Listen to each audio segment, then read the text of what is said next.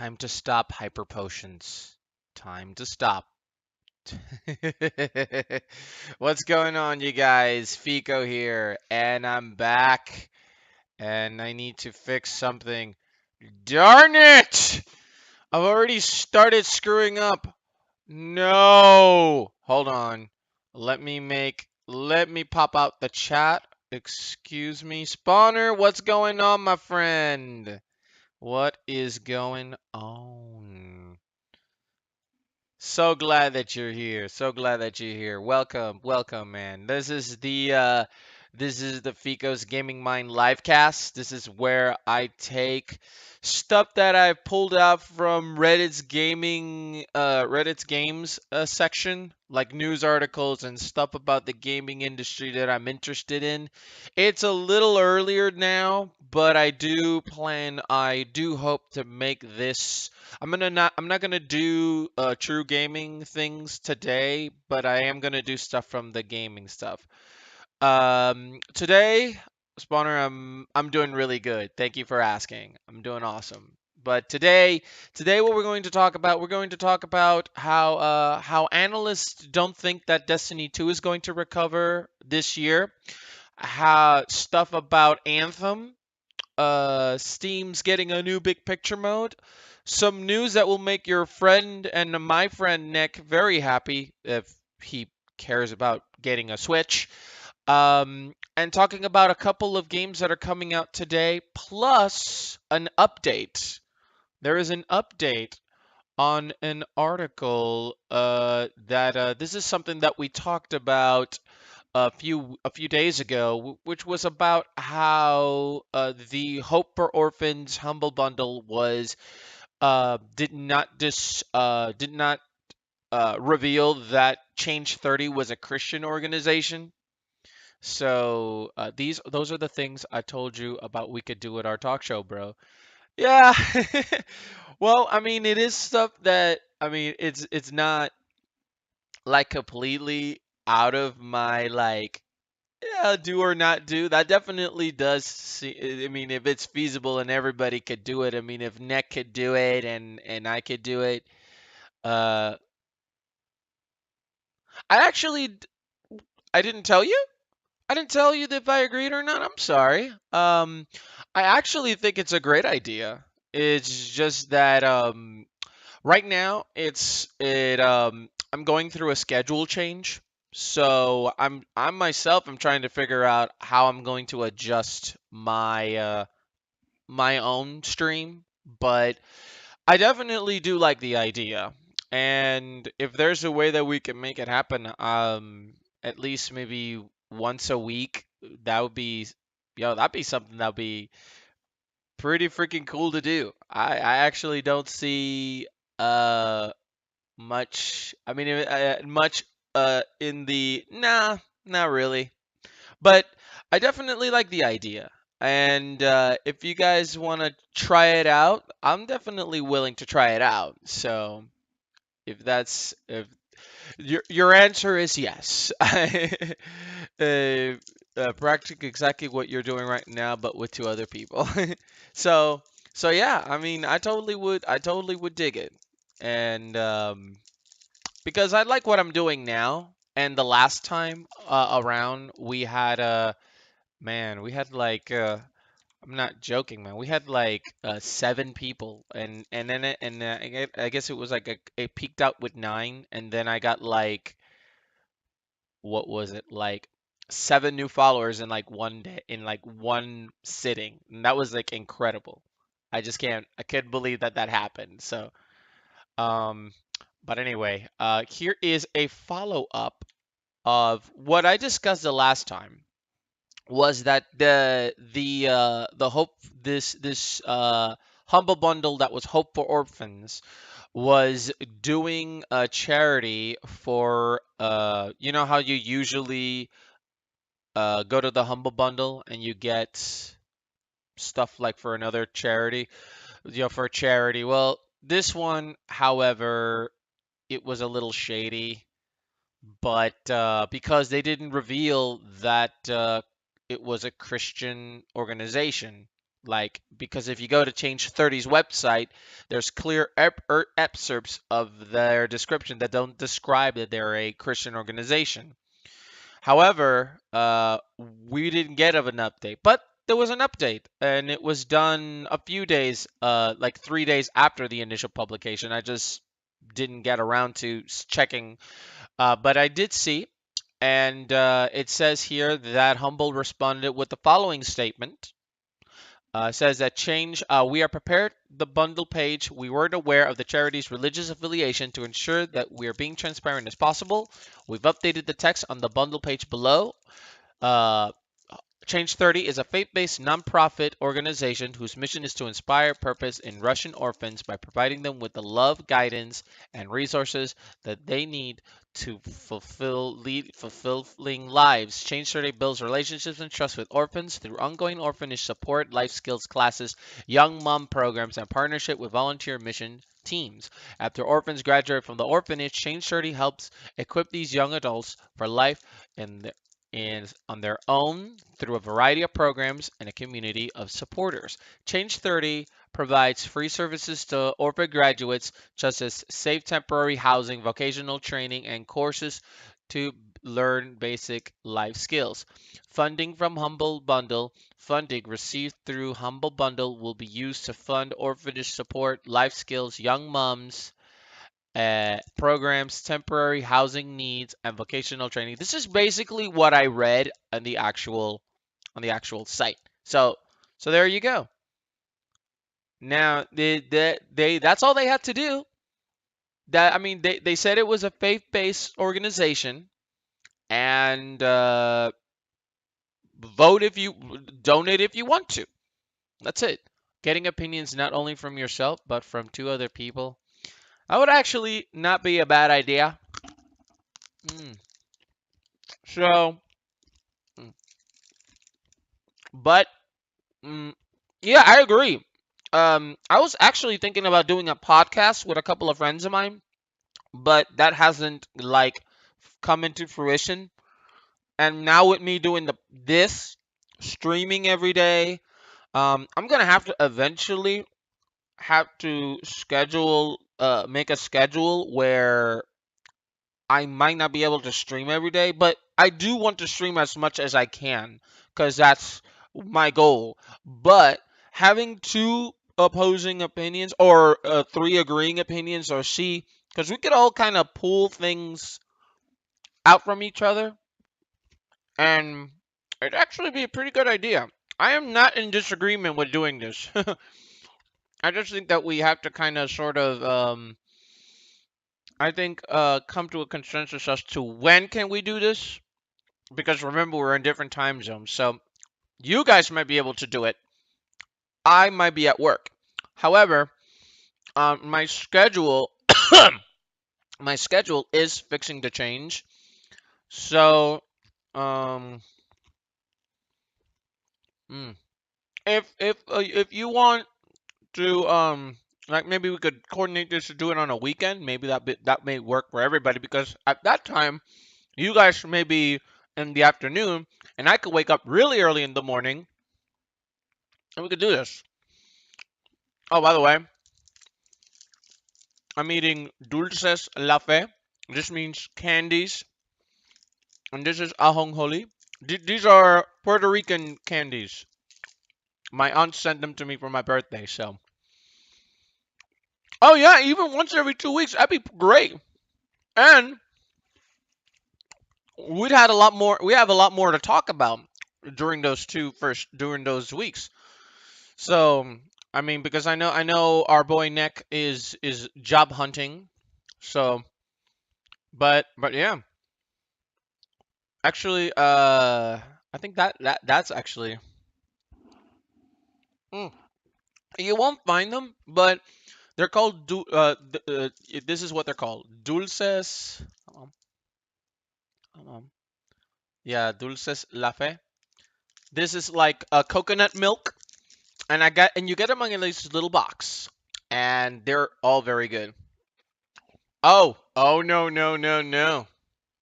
This is a Legend of Zelda mug. My friend Noah gave this to me for Christmas a year or two ago. This thing is huge. You fill this thing up to the top. It's super heavy. You have to use both hands. Okay, let's proceed to the next article, which is where we start to talk about BioWare as it says that it's doubling down on Anthem. This is an article by Jason Schreier. You don't like Zelda. Oh, that hurts. But that's okay because I've been oh whoops. I've been playing Zelda for since I was a kid. Since I started gaming, it was one of my first games. So, but anyway, uh this is a pretty interesting article where it goes up over a bunch of information as to the history of BioWare, the stuff that they've been doing, pulling staff off of other projects to get stuff done like Dragon Age Inquisition and Mass Effect Andromeda. I love The Legend of Zelda, man. I'm not gonna I couldn't hate it if I tried. Even if I turned into an old curmudgeony old man, which I don't think I'll ever will, because I'm too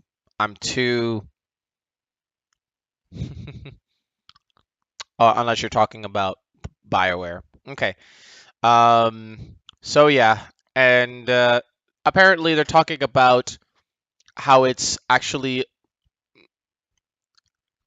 got like a year in development left and that the pressure is mounting on them and actually they getting back Casey Hudson who left at 2014. And this is a very interesting piece.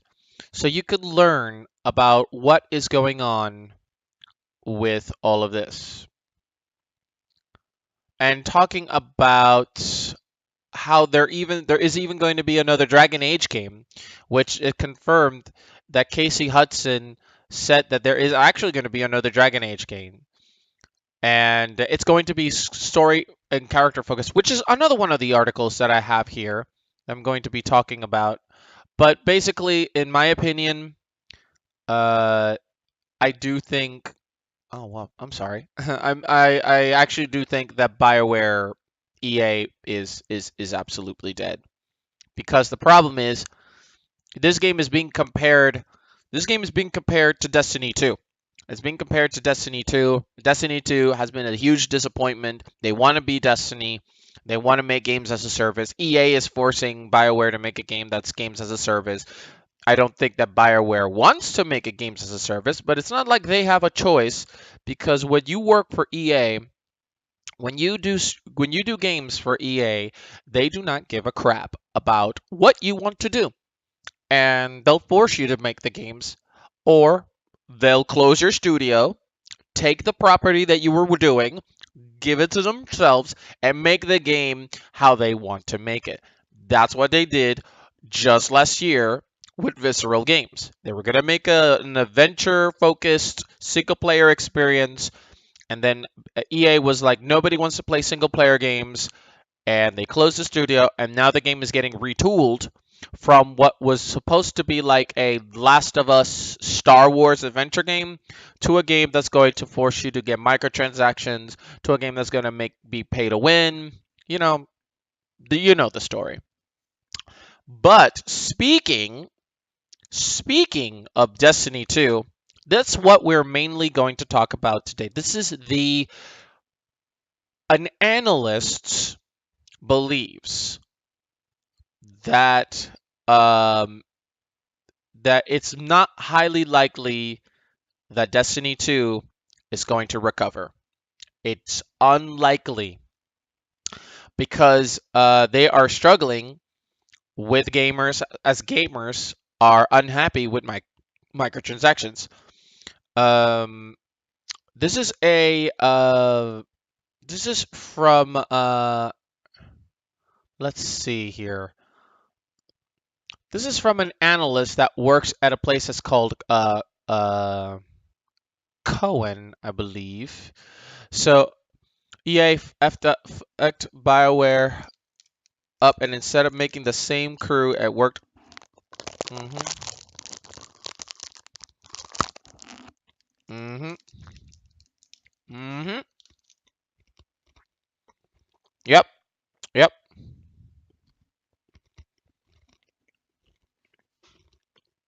And I'm not gonna play them.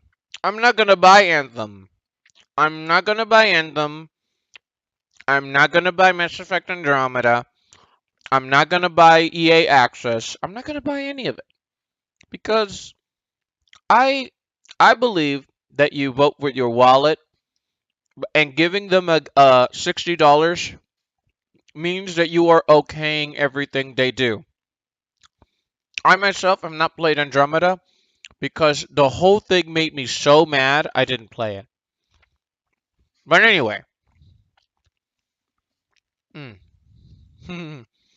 says that player interest in Destiny 2 is dropping, and they reiterated that while Call of Duty World War II clearly had a great holiday, which likely sets up strong franchise live services revenue in 2018, um, was good, but honestly, but had major flaws. Hmm. Okay. You know, if EA gives me Mass Effect for free, I'll play it. I'll play it. I'm just not gonna buy it. Um, Destiny 2 is struggling right now with player engagement appearing to be on the wane. Now, this is an analyst named Doug Crewitz who wrote in a note to clients Tuesday entitled "Destiny is not a good place. We are a bit cautious that potentially disappointing live service revenue there could be at least partially offset upside from COD in 2018. And this is the four key reasons that he states of why the game is faltering. Now, he says that the design decisions were made that they made Destiny 2 a less engaging and less distinctive game than Destiny 1. In particular, key aspects of the Destiny 2 endgame feel neutered compared to Destiny 1. Destiny, I've actually let me just put some context. I have played both Destiny 1 and Destiny 2. I own Destiny 1 on the Xbox One, and I've played Destiny 2 on the PC. I own both games. And my honest opinion is the games are, in terms of gameplay, in terms of gunplay, in terms of world design and creature design, and I mean, it feels good. It's done really well. Kind of like how Bungie used to do with the Halo games. However, the end game and the story and the purpose um is there is no point. There is no purpose. Destiny was hyped to be a very good game. Honestly, I was waiting to buy it cheap. Played the beta. I honestly, Spawner, would wait to for the eventual Destiny 2 collector's pack. Like you know how the Destiny the collection when it featured the House of Wolves, the Dark Below, the Taken King, the Rise of Iron, all in one game. That I would wait for that because it's gonna happen. I mean, we've got two expansions. The second one is coming this year, and well, we're gonna get more. It's gonna happen. Uh, and that's how Destiny is designed. It's designed to get you to buy, and then it gets you to buy and gets you to buy and gets you to buy and gets you to buy and gets you to buy and gets you to buy and gets you to buy and gets you to buy and gets you to buy. And that's what the Eververse is for. However, I agree with point number one. Destiny 2 feels neutered. It feels like an easier version of Destiny 1. It feels like the game hadn't gone through any effort. And that's absolutely true. I mean, leveling all the way up to your max level, I actually did it like really quickly. It took me quite a while to do it in Destiny 1. It felt like you had to work harder to do it there. Here, you're already getting it. You're already getting you get, you know how you get exotics. Yeah, and that's another thing. I think they said that they were going to bring Destiny 1. Yeah. No, the Vault of Glass and the Nightfall and the strikes and the raids, they're pretty epic. See, that's what I mean. Gameplay wise, Destiny is not a bad game, but it's incredibly overrated. It is incredibly overrated. Your journey to get exotic weapons in Destiny 1 felt like a mission. Destiny 2, you get exotics right off the bat. You get exotics for completing quests. You get exotics for leveling up. You get exotics. You can buy exotics. You can go to Zur every Friday and the whole weekend and deconstruct legendaries, dismantle legendaries, and buy exotics. Exotics are dropped on when you're doing the Crucible, when you're doing raids, when you're doing strikes. You're doing exotics are everywhere. So getting exotics is so easy. So hardcore fans felt that this game was made to please a wider audience, but it came at the cost of the game being neutered, just like Cruet says. The second big reason. Microtransaction implementation. While not nearly as problematic as in Star Wars Battlefront 2, has still been a source of players' unhappiness. I heard of Galahorn. I heard that it was a very epic exotic. That apparently I remember I didn't play Destiny 1 as much waiting for exotics, but I did remember always seeing stuff about the Galahorn. Um, that was very. I'm sorry, I didn't experience it. Let me preface this by saying that I played Destiny 1 far less than I did Destiny 2. I know. I never got the Galahorn. I didn't get the best rocket launcher. Wasn't there a pre-order when Destiny 2 to get the Galahorn? Or wasn't there like there was something that you could get that Galahorn through a pre-order incentive. But I don't remember. Man, Spawner, I didn't play Destiny 1 as much as Destiny 2. But Destiny 2, the Eververse. The Eververse is a source of it kind of put off players because we're seeing because everything, it felt like the game was designed not to get you to the Eververse as much, but there were things that you did that would eventually end up leading you there, like how you can only turn like how you get power up like exotics after you level up. You go to the Eververse to get them. How the Dawning event, the Christmas event, you had to go to the Eververse and buy silver to get Dawning Engrams because you couldn't get Dawning Engrams every time you leveled up. Didn't play Destiny 2 that much. I'm actually comparing it to Destiny 1. Yeah. Well, you're not. It's not that different. I mean, it plays better. It plays really well at 60 frames per second on PC. It music wise, it just feels more explosive. However, Destiny 2 does feel like it's a neutered version of Destiny 1, which is funny because all of the upgrades that they're doing throughout the year of 2018, it is going to make it feel like it's a Destiny 1 game. Instead of standing out on their own, they have to do now what they did the last time just to stay afloat. But like I was saying, the microtransactions were a big turnoff. Nobody likes microtransactions, and this game forced you to go into that Eververse.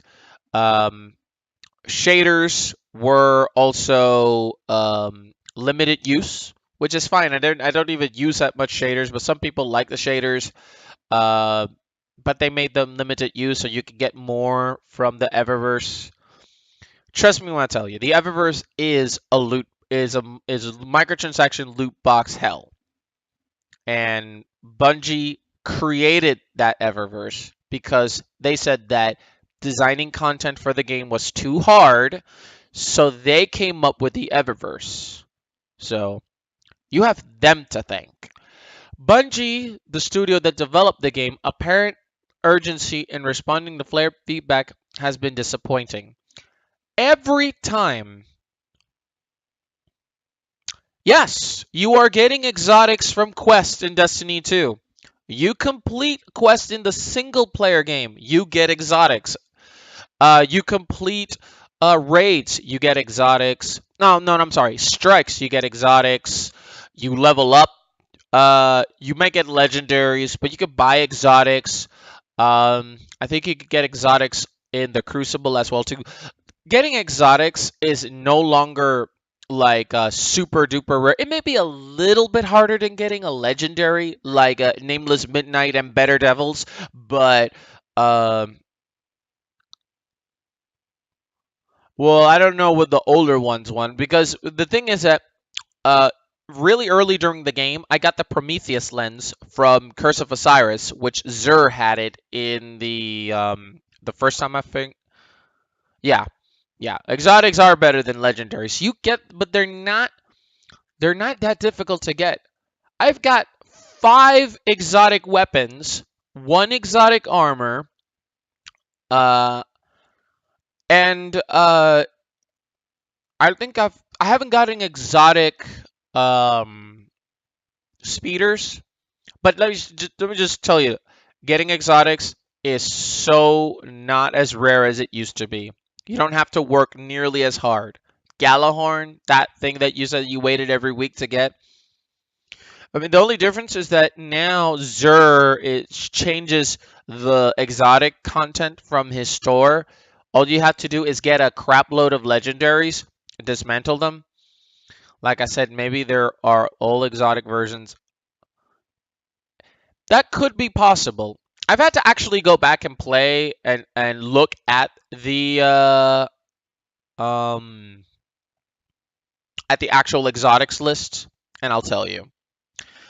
But yeah, Bungie has been responding very poorly, very badly. Every time that they release something like throttling XP or XP giving you less than it's actually telling you, or the stuff about the dawning, or how they manipulated the 3 of coins, or how the faction quests now work. Every time they say we're doing our best and we're listening to your feedback and we're taking it into account and we're trying to improve. That's been the stuff. To quote Young, yeah, he says, Bungie does something shady. Somebody finds it on Reddit. Somebody on Reddit reports how shady they are. They give Bungie shit, and then Bungie responds, "We're doing better." And then they do it again, and they do it again, and they do it again. And their terrible PR has turned me off from the game as well too. So honestly, that's a big one. Bungie just isn't capable of addressing things without screwing it up. And the last one was, until recently, Bungie did a poor job communicating its roadmap going forward, particularly compared to the more open stance of many other live service games. Yes, Bungie just recently told us what they were doing for 2018. However, um, we have no idea where Destiny was heading. And I don't think Destiny is going to recover. So it says, we do think Bungie still has some opportunity to fix the game's problems over the next year and recapture engagement, but we're not sure that they have the ability to pull it up at this point. We also note that Destiny currently has more serious competition in this genre from a refurbished Division and the indie title Warframe than it did 3 years ago, and Destiny 1 had its own share of player dissatisfaction. Yes, actually, that is absolutely true. And Destiny has serious competition. The Division apparently had a very bad. It was fluffed and overblown, and said it was going to be the coming of Christ in game form. um, but it's not. It got better, but honestly, it failed. Mm, mm.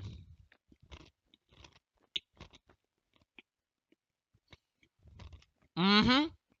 Mm-hmm. Mm-hmm. I'm sorry.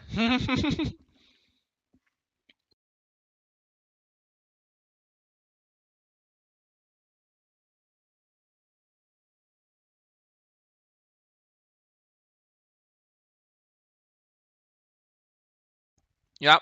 Yep. Yep. They're communicating down the drain.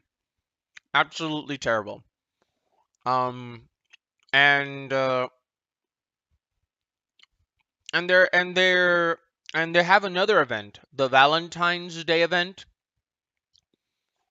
Um, but yeah, Bungie used to have passion, but ever since Activision got them, there is no more. It's just a reflection of their former selves. They have nothing. Um, they don't have a a leg to stand on. They're just.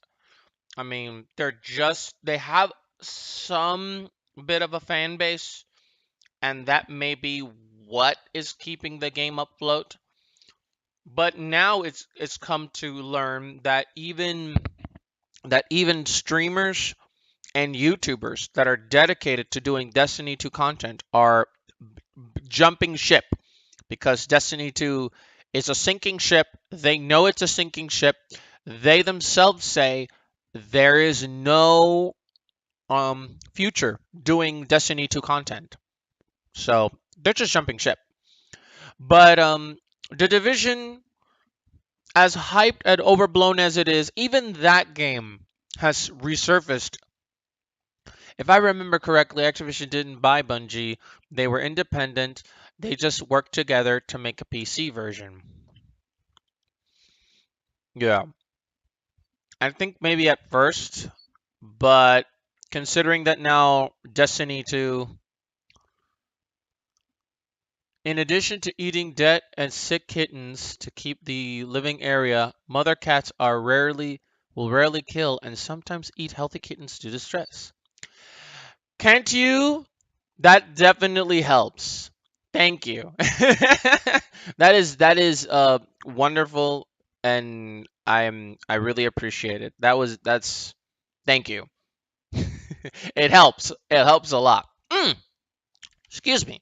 Okay, so this is a little bit of what we were going to discuss also as well, which continues the saga of BioWare under EA's new reign, which is that it was confirmed that it was going to be more story based and character focused than Nick's Dragon Age game, which apparently Casey Hudson confirmed that said that it was reading lots of feedback regarding Dragon Age, and I think you'll be relieved to see that what the team is working on, story and character focused. Too early to talk details, but when we talk about live, it just means designing a game for continued storytelling after the main game. So this is an update from an original story, which apparently that they marked that the game was officially in development, and that Mark Dara from BioWare said that halfway through my trip in Barcelona, I'm here showing Anthem internally to EA. I am EP of both DA Dragon Age and Anthem, working at with BioWare Warner with game director. Anthem's up next, but there are people hard at work on both franchises, and I look forward to sharing more in the future. So, um, so so they're making this games as a service while they're working on this game, and they're just splitting everybody like apart. As I said, we already kind of discussed this, me and Spawner. I don't think that BioWare it knows how bad they're in a situation they are in. I mean, they think, oh, we've got Dragon Age, we've got Anthem coming up. We may not have Mass Effect, but you know what? We have another devoted fan base. Now, if they make a really great Dragon Age game, this could actually help them a lot. However, if Anthem bombs, it's the end of BioWare. Because a project that's already being touted as a 10-year life cycle, a games as a service, a game that is supposed to be just like Destiny. Um, and over time, Spawner's right. Spawner's absolutely right. They make games companies quit. They shut them down. Like we said before, we talked about how they basically took Visceral Games and gutted it. How Mass Effect Andromeda's direction was altered completely because EA forced the studio EA Montreal or BioWare Montreal to put Frostbite in their game. And then from there, they were trying to make that function with the game, so they barely had any time to work on the story. And it still came out looking like crap. So, so I'm not. I mean, while I do like Casey Hudson, and I think a lot of people gave him too much crap. No, it wasn't because of Frostbite Engine. That was just one thing that happened. On top of that, key people from the project left. They gave the game to a studio that was unproven. That was the bigger one. But on top of that, EA was forcing this smaller, inexperienced studio to put things in their game. That's that's the story that was first revealed in Kotaku by Jason Schreier, and discussing that was just pieces of it. Yeah, when they got bought from EA, yes, that was another factor. But I'm not talking about long terms. I'm talking about immediate, because there were still people who were involved in Mass Effect that were experienced, and then those key people just kept on leaving. And apparently also there was some animosity between the main studio and the studio that was creating Mass Effect Andromeda. But but this is an issue that has been happening from like way before, like Spawner said. You know, when EA bought BioWare, key people kept leaving, and on top of that, um, they more people kept on leaving throughout the 5-year cycle, and more stuff that EA was forcing them to do. They spend the majority of the time developing that game, trying to make it work with Frostbite, then trying to make a procedurally generated game as well too, open world procedurally generated a la No Man's Sky, it wasn't gonna work. So, uh, Dragon Age fans, if you're happy, then I'm happy that you're happy. But I don't think I don't lower your expectations. So, this isn't really big, but I just wanted to say that I'm very happy that that big picture mode in Steam is getting an upgrade, a new interface, because um I have a Steam Link which I really like. Um and they confirmed that they were getting some new updates. It says that yes, indeed, according to them, they are working on a calendar for games and to introduce scheduled updates, live streams, and special XP events for a specific title, a new interface for big picture mode, and a better implementation for Steam reviews. Now, it currently allows to play Steam users to play games on their TV using a game controller as well as navigate through Steam. However, we do know that the upcoming calendar will allow users to keep track of scheduled updates, live streams, and special experience weekends. She said, when the Valve presentation started, one of the first sentences was, "We're also still making games." People laughed a little bit, and I can't believe the meme's gone this far. Apart from that, no Half-Life 2 questions or jokes. Half-Life 2 was incredible, as well as Half-Life 1. They were some of the best games I've ever played. Half-Life 3 is never going to come out, and they're laughing at you because they know you're not making games. Stop trying to convince people you're making games. But there you go. We're getting a new big picture mode and a bunch of great new updates. And I myself, I sit in that couch and I pick up my game controller and I'm playing my Steam Link. I mean, I love my Steam Link. It was super cheap. Don't you talk bad about my Lord and Savior. They're not perfect. I wish I could say that they're perfect.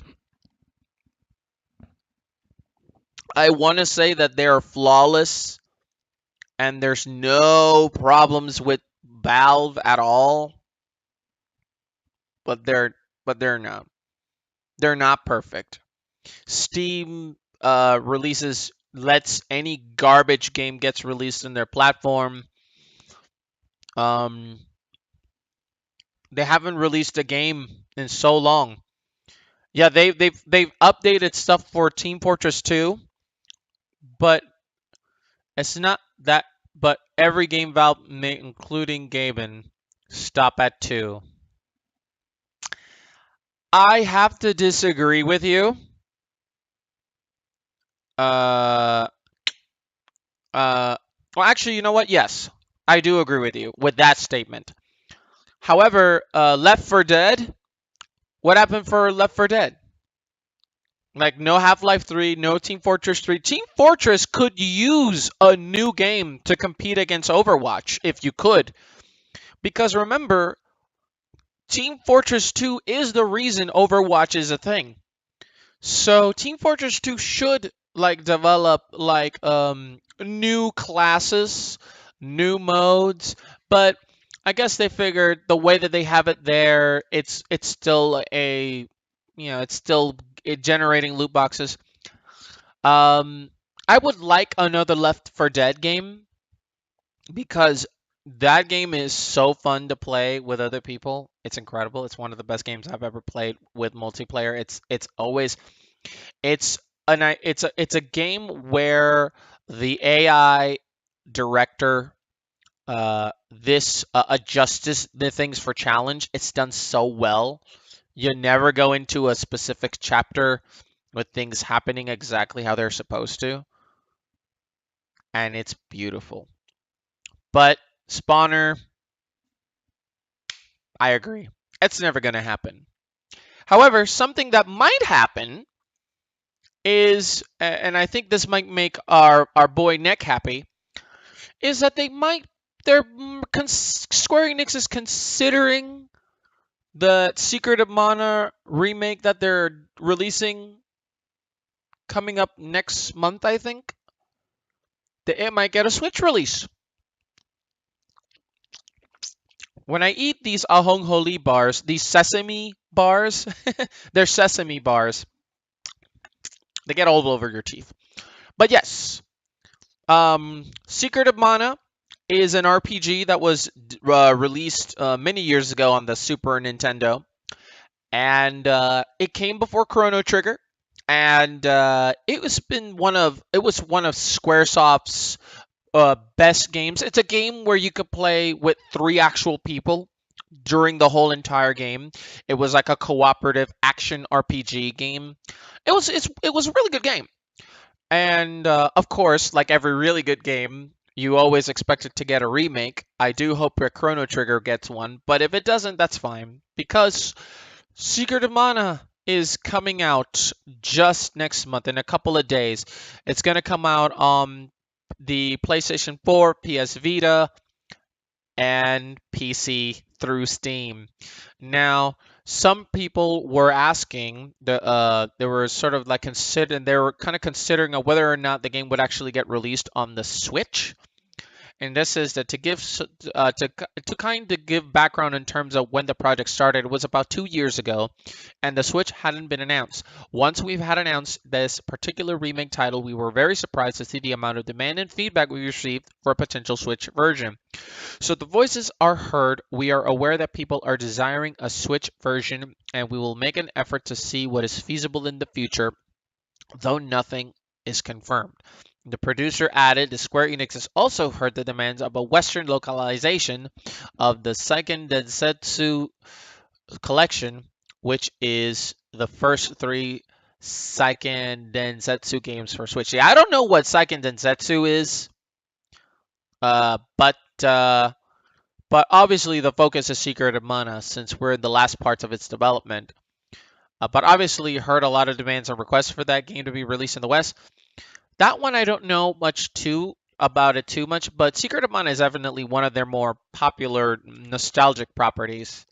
Um, and Likely that's the one that I do hope they get for the Switch because when they do stuff for the Switch, they do stuff like this.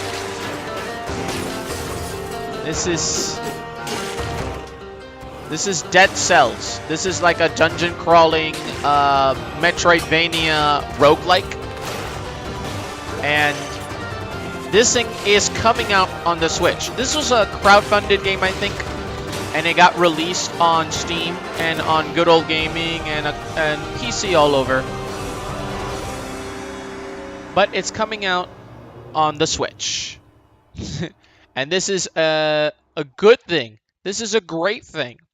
Because the Switch has a ton of games that are originally from PC, like independent games that are getting made, like Enter the Gungeon, The Binding of Isaac. All these games are coming on the Switch. It's great, honestly.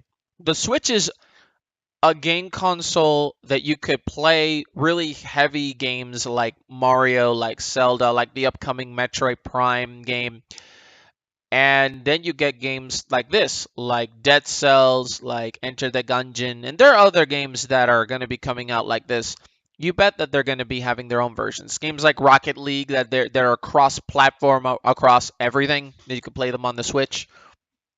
You know, this is good. The Switch has a ton of games, exclusive Nintendo games, but there you go.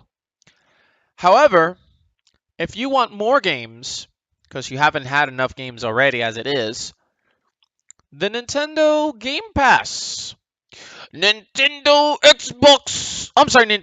Game. I said Xbox Game Pass is expanding to releasing new releases, which means that through a monthly subscription, not only will you get over 100 games, and all of these games that are not nice collection actually. You will get games that are coming exclusively on Xbox or PC. Sea of Thieves, State of Decay 2, and Crackdown. There's actually news of places that have stopped selling Xboxes just because of this. But you know what? I'm happy that they're doing this for fans because they're giving the Xbox fans uh choices of getting pretty much all the games. This is basically what EA Access is doing, except that they're doing it correctly and it's not EA. So, so if you want to save a little money, I would definitely recommend. This is all brought up through by Phil Spencer, which thank you, Phil, for doing this. And I mean, for 6 months, you could get all these games at. It says here that uh, beginning in March 20th, the 6 month Game Pass subscription will be available for about the price of one game. So I think that it's great. I think that giving players a choice to have this is a great idea. I think that that's actually a really great idea because while yes, you don't won't technically own the games, a Netflix version of this sort of thing has been sort of in the works. So this is the best thing that I've seen, the best attempt of this to be seen before. So, but um, I myself, who own an Xbox, uh, might actually get there's a little hard drive that you could get uh, that also includes a Game Pass, so I might try that. And if I get a chance to play new games, I pay $60. I wait for March, and I get a $60 Game Pass, and I get access to all of those games on Xbox that are only on Xbox and PC. Then hey, more power to you. The next piece is remember I talked about how BlazBlue Cross Tag Battle was going to have a boatload of DLC included in it. Well, it looks like what they're doing is they're doing something similar to Killer Instinct, which is the base price of the game is going to be much lower, whereas when you include all of the DLC, it's going to be higher, which is weird because you know that I think everybody wants more fighters in their game. But this is sort of like giving people a morsel, as the producer Toshumichi Mori explains that if there's support for this, then they will continue the series, which I think there will be, because they keep making BlazBlue games. So I mean, why would you not want?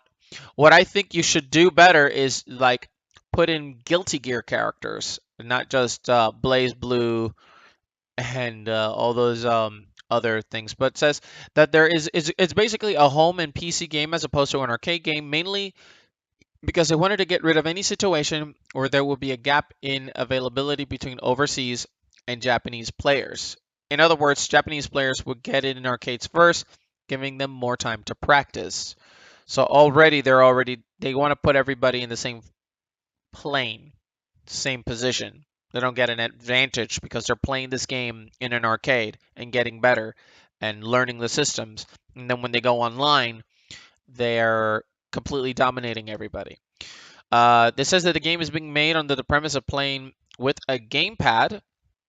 So, I mean, you'll play with a fight stick, but obviously, if you have a controller, good for you.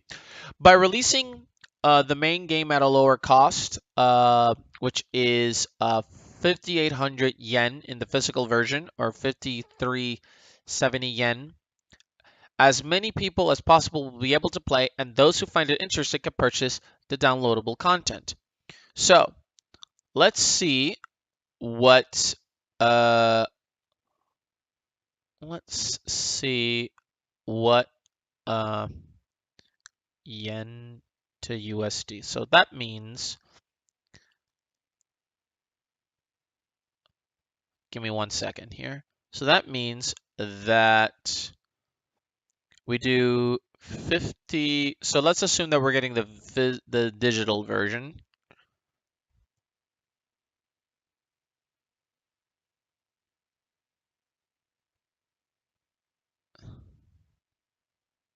What is going on?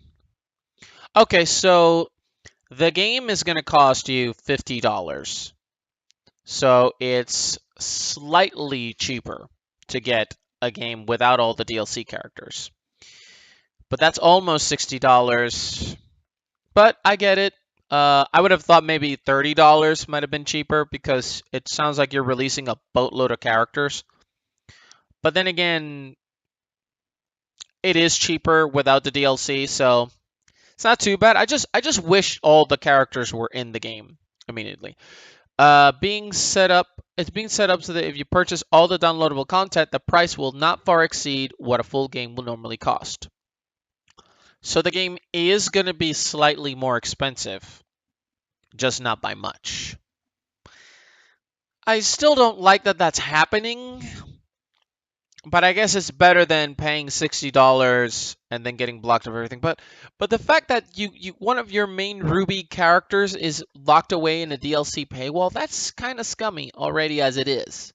But anyway, and the last but not least, this is a interesting. We talked about Chrono Trigger a little bit, just mentioning it, but this is an actual interview that was a 94-95 developer interview between Kazuhiko Aoki, the producer, Takashi Tokita, the Yoshinori Kitase, the director, and the designer Hironobu Sakaguchi.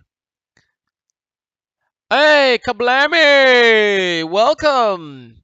Welcome, welcome, welcome. Thank you for joining me. Um, I started earlier, so we're kind of going through the pipe now. We're almost done. But after this, I'm going to switch to Okami for a couple of minutes. But I was saying, if you ever sorry, I'm adjusting my schedule. Today I woke up a little early because I wanted to do this. I wanted to stream a little bit. So let's go ahead and I'm gonna finish this up, and after that I'm gonna switch to doing Okami. But this is really nothing. I'm just gonna show you guys. I'm gonna include this. This is a 1994-95 article of the two game directors, the main designer and the producer of Chrono Trigger, all talking about stuff like the active time event logic system. They're talking about the battles. Um, I mean, this is the another a post interview with these guys as well too, talking about the graphics, about the memory. This is a very interesting and extensive interview. I really do dig this. So I'm gonna include this in the show notes because Chrono Trigger is an awesome game, and it's great to just sort of just go back and listen to these geniuses. And also, I'm going to include this, which is the making of Monster Hunter World, a part one concept video, which I watched, which I thought was very fascinating, about how they were trying to incorporate the environment of the actual game. Uh, I'm gonna just play a couple of excerpts here. So basically, the game is out today, and you could actually this game will be it seems to be an introduction towards people who've never played Monster Hunter. It's a Monster Hunter game that has already done a couple of things that are better currently in the current Monster Hunter games, um, and also give the old guard, the old fans, something to to do. They made this game to interact with the environments, to create a convincing ecosystem, to use the environment more. And also, what I like about this is that the concept itself, they brought in a bunch of younger developers so that they could bring in their experience and talk with the older developers, which I thought it was awesome. I thought it was great. I'm super happy that they did that because you know what? You should have old and new both together.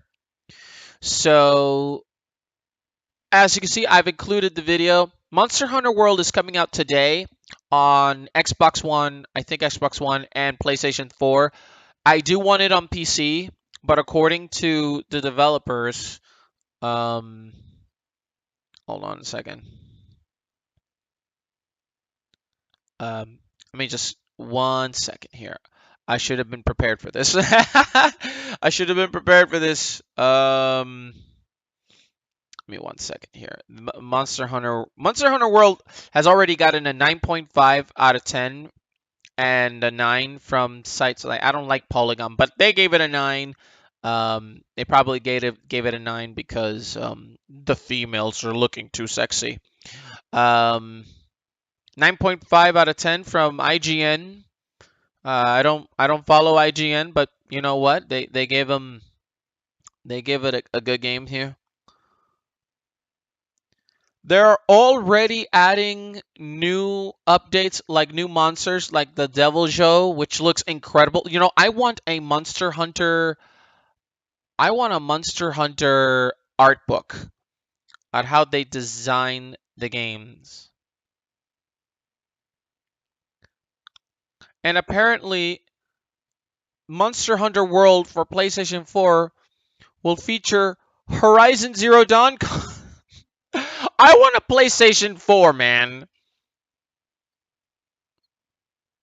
Well, you have to play it first, Spawner. I played Monster Hunter. I like Monster Hunter. Uh, if you have to actually play it. Yeah, but this isn't Evolve. This isn't a game. This isn't a multiplayer game that you're going out teaming up against fighting a monster.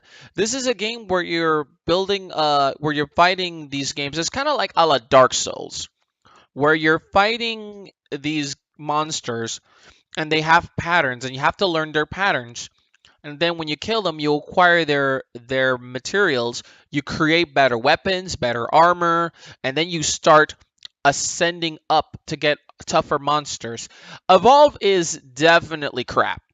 But if you think Evolve is as the same as Monster Hunter, I'm sorry, bro. Evolve, I think Evolve had a good concept. I'm very saddened that Evolve wasn't a good game. But Monster Hunter, I played Monster Hunter 3 Try. I've also played Monster Hunter 4 and I played Monster Hunter Stories and I like Monster Hunter. I think you actually will definitely dig it. If you give it a chance, I think you'll dig it. It's a challenging game. It's a very challenging game. I don't think it's Dark Souls challenging, but honestly, yeah, the PC version of this game apparently they're saying that it's going to be for the fall, but um I do think that this game is going to be I think this game is getting great reviews. I've already seen people play it. I like how it's going. I like what they've done. I've liked the changes. I've liked that the number damage counter has been added, but you could remove it. The graphics look incredible. The monsters design is unbelievable. Oh my god, these guys who create Monster Hunter come up with some concepts that you could probably put these in a Dungeons and Dragons campaign. I mean, these guys are incredible. Why hasn't Monster Hunter done a? Why haven't people done an RPG campaign with Monster Hunter? It's beyond me. There probably is somewhere. The internet is out there blooming, blooming. But I'm really debating getting Monster Hunter. I would like to get it for I would like to get it for have it to start playing it. But at the same time, I kind of like do. I also want a PlayStation 4 because I want to play the games that are coming out on PlayStation 4. So I'm conflicted. I don't know which way to do. I honestly think I will. I want to upgrade this baby. I want to upgrade the computer. I want to get a new motherboard. I want to get a new CPU to improve my stream. And obviously to improve my performance in games that are gonna be big, like Monster Hunter. But anyway, if you're still with us, Kablame, what I'm gonna do is, since Kablame just joined us, Hell Spawner. Spawner is Kablame. I met him in the last live cast that I did. He stuck around me the whole time. He's from Australia. He watched me till like 2:40 in the morning. I'm still super grateful. And what I'm gonna do is I'm gonna end this cast, and then I'm going to start an Okami cast. So I'm gonna play Okami until about an hour, and then from there we'll put yeah yeah. Kablami is he followed me on that last cast, and then everybody subsequently followed me. That was an interesting cast. You can ask Kablami. That was a not bartering towards mean, but it was fun. It was a fun cast. So, anyway, guys, that's it for today. This is the ending of this section, so stick with me. I'm going to cut the broadcast for a bit. I'm going to launch Okami, and we'll get on to that. But for those of you who like this, I have added a couple of new things. So, yeah, I'm going through Okami, man. I'm sorry. I am beating that game. I'm doing good. I'm going to finish my games. I'll eventually get back to Turok 2, but honestly, I've added a couple of games here that I'm coming soon. I'm gonna have to update that as well, but also added like a semblance to a schedule. But you should follow me on my Facebook page and Twitter when I'm not going to be streaming. If you want to follow me on the YouTube, I'm going to be putting copies of this cast because I know that Twitch removes the videos after a certain time. So I do want these to stay on. So, and if you guys want to stick around, thank you for joining me then. And thank you for joining me now, Spawner. I'm gonna play Okami, man. Sorry, I love that game. I love that game. I know it's not a hardcore game, but stick with me if you'd like. Don't worry. The hardcore stuff will be coming. I do think I'm gonna be going to do either Prey or Dishonored 2. I know that your boy Nick is doing Dishonored 2, so I think if I see him today, I'll join him. Play more action-based games. But Okami, I think I'm about more than halfway through the game. I think at least halfway through the game. So stick with me, Spawner. And Kablami, I'll be right back. I'm going to end this portion of the stream, and I will be right back to stream the rest. Y'all take it easy. Thank you for everyone else that joined on. And if you like this, leave some comments. Follow me on Facebook and Twitter. I'll be right back, guys.